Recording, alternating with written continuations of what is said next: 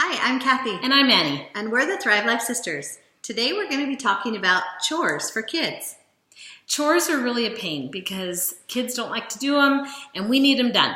And so there's a few ways that we've done it in our homes that might be advantageous for you and you might be able to use it, but we also want to hear from you because we want to know what you do that helps them get their jobs done without complaining.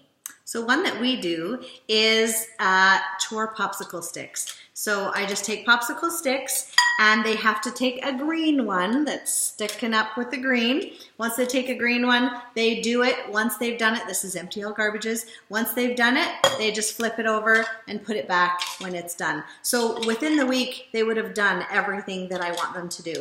And I always make sure that they do a couple chore sticks before they get to go on any computer screens or turn on the TV. When my kids were young, we had chore cards. And those cards had to be done throughout the week whenever they wanted, but they had to make them done and they had to meet my satisfaction. Because sometimes they do a job and really inspection is critical because then they'll know a job well done.